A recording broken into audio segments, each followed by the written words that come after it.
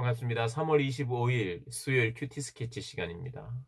오늘 본문은 신명기 1장 34절로 46절까지의 말씀입니다. 오늘 본문은 이렇게 시작합니다. 여호와께서 너희의 말소리를 들으시고 노하사 맹세하여 이르시되 이 악한 세대 사람들 중에는 내가 그들의 조상에게 주기로 맹세한 좋은 땅을 볼 자가 하나도 없으리라. 여호와께서 너희의 말소리를 들으셨다고 말합니다.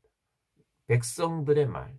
그게 바로 1장 27절에 나오고 있습니다. 27절에 그들이 장막에서 이야기를 했어요.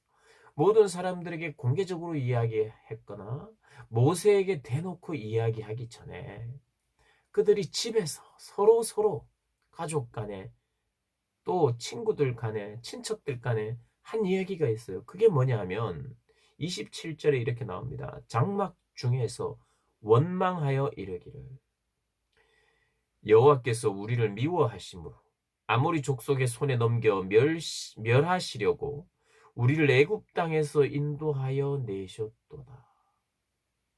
우리가 어디로 가랴? 우리의 형제들이 우리를 낙심하게 하여 말하기를 그 백성은 우리보다 장대하며 그 성읍들은 크고 성곽은 하늘에 닿았으며 우리가 또 거기서 아낙 자손을 보았노라 하는도다. 서로 이야기.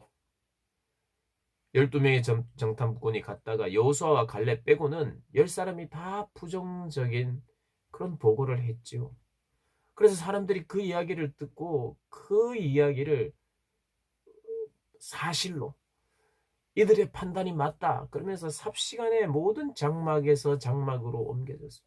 오늘날과 같으면 뭐 카톡 이런 걸로 뭐 바로 유튜브 이런 걸로 바로 사람들이 올렸다는 겁니다. 삽시간에 그냥 모든 백성들이 원망하고 울고 이랬어요. 그래서 하나님께서 그걸 들었다는 겁니다.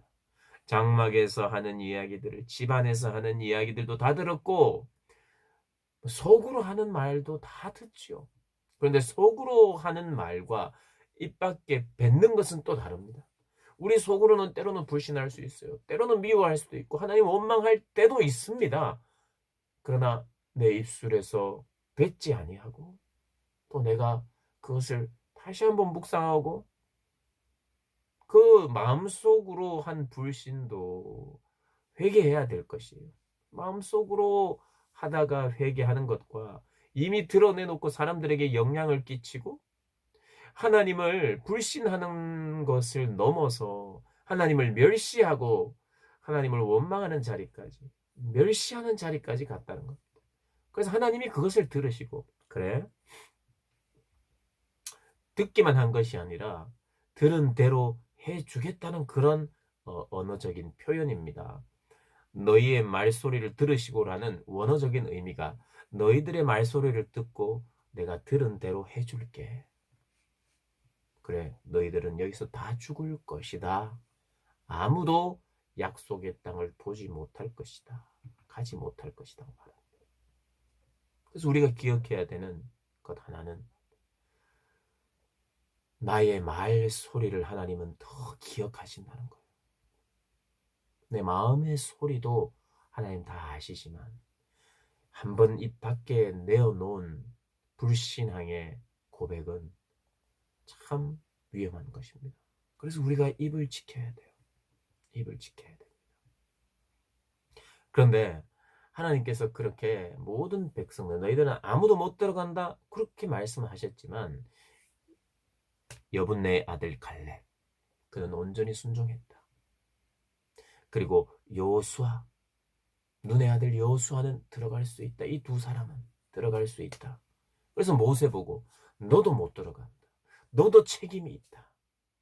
백성들 때문에. 그래서 모세가 이렇게 표현하는 거예요. 37절에 여호와께서 너희 때문에 누구? 백성 때문에. 여호와께서 너희들 백성들 때문에 나한테도 진노를 하셨어. 그래서 나도 그리로 못 들어간다고 말씀하셨어.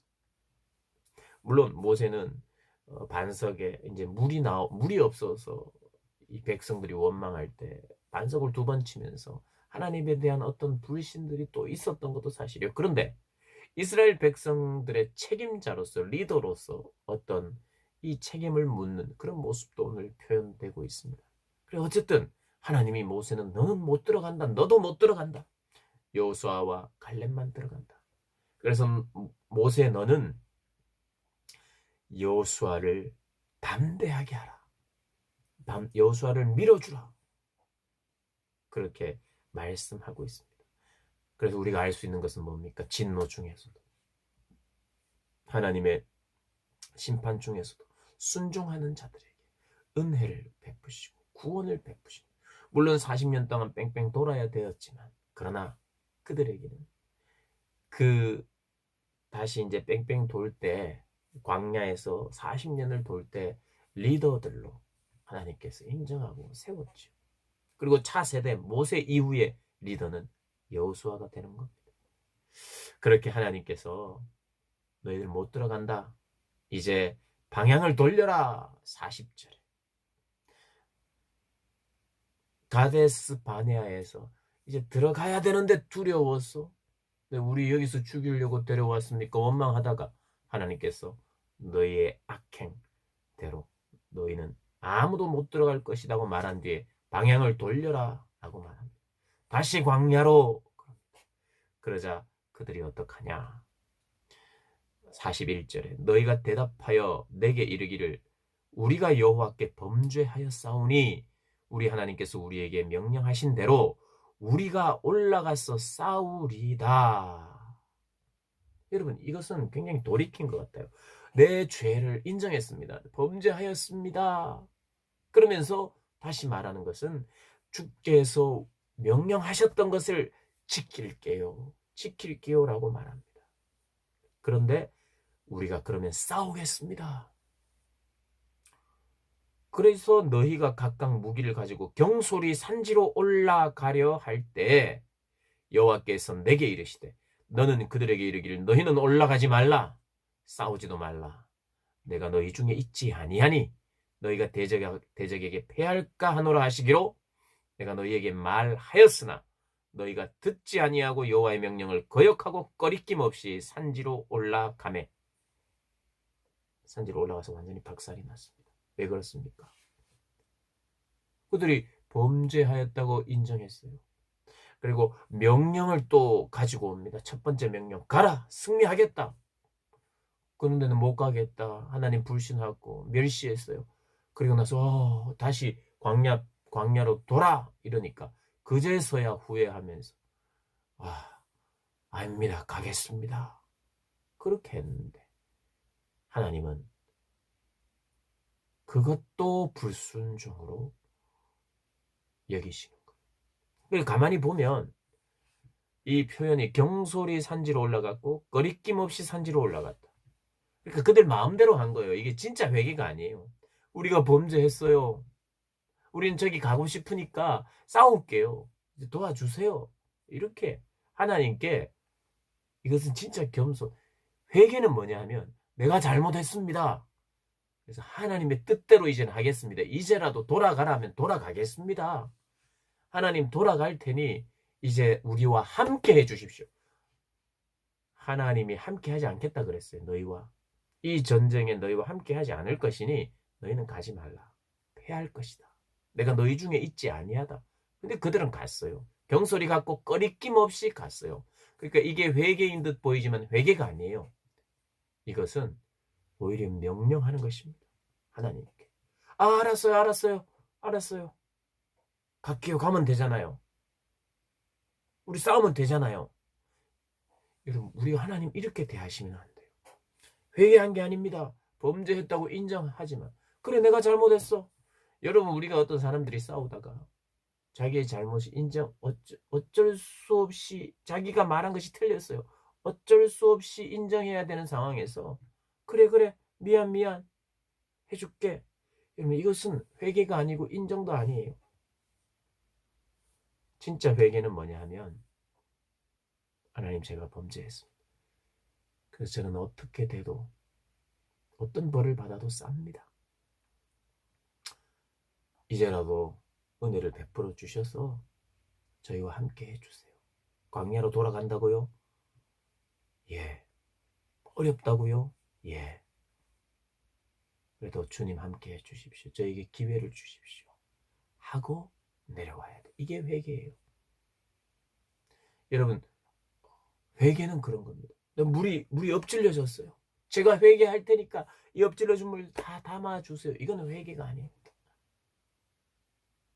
그리고 이들은 회개합니다. 순종할게요. 이렇게 말했지만 그거는 회개도 아니고 순종도 아니에요. 하나님 앞에 다시 명령하는 거예요. 갈 테니까. 이제라도 갈 테니까 도와달라. 여전히 자기가 자신의 삶을 핸들링 하려고 하는 거예요. 그 불순종의 이유는 자기가 자기의 삶을 핸들링 하려고 하는 것입니다. 그래서 2번 불순종하는 거예요. 가라 할 때 안 가고 다시 방향을 돌려서 나와 할 때 안 나오고. 여러분, 이스라엘 백성들이 이런 경우가 많습니다. 우리 인생도 이런 경우가 많아요. 여러분, 우린 정말 두 손을 번쩍 들고 하나님 앞에 나아가는 겁니다. 이제는 내가 내 원대로 안 하겠습니다. 저는 주님께 항복합니다. 이게 예배고 이게 회개예요. 그래, 주님의 말씀대로 해야 돼요. 주님의 말씀. 그런데 주님의 말씀대로 하지 않자 다 패배하고 벌떼같이 나와서 그들을 쫓아버렸습니다. 이스라엘 백성들. 혼이 났어요. 패배했어요. 그래서 45절에 너희가 돌아와 여호와 앞에서 통곡하나 여호와께서 너희의 소리를 듣지 아니하시며 너희에게 귀를 기울이지 아니하였으므로. 통곡하고 울고 그렇게 해도 귀를 기울이지 않고 하나님의 뜻을 굽히지 않습니다. 데리고 나와야 되는 거예요. 그의 백성들 데리고 나와서 하나님이 어떤 분인지 또 가르쳐야 되고 그 하나님을 믿도록 만들어야 되고 자기 자신을 바라보고 자기 자신의 감정과 생각을 바라보고 하나님을 바라보지 못하는 그들을 훈련하셔야 했기에 하나님은 데리고 나오신 거예요. 여러분, 혹시 그들이 아이고 이제 알았어요 가면 될 거 아니에요, 갈게요 순종할게요 하고 가서 하나님이 도와줘서 그렇게 순종해서 이겨서 간들 그들의 태도는 변하지 않아요. 가나안 땅에 들어가서 그리고 정복 전쟁을 할 때 그들은 승리할 수 있는 그런 준비가 안 돼 있어요. 준비가 안 돼 있어요. 하나님 그런 것까지 다 하시는 거죠. 아, 이번에 불순종했는데 뭐 늦게라도 순종한다 그러니까 한번 데려가 가보자. 그렇지 않아요. 하나님은 모든 것을 판단하시는 분이에요. 이들에게는 40년이 필요했어요. 광야 생활이 필요했던 겁니다. 어떻게 보면 낭비 같은 시간이지만 그러나 그들에게 꼭 필요한 것이 광야였기 때문에 그 불순종과 그 하나님에 대한 멸시, 이런 것들, 이런 백성들에게 팽배해 있는 이것이 훈련이 되어져야 되고 다듬어져야 되고 그래야 약속의 땅에 들어가기에 합당한 자들이 되고 순종의 백성이 되어서 들어가서 그렇게 살아야 되는 거예요.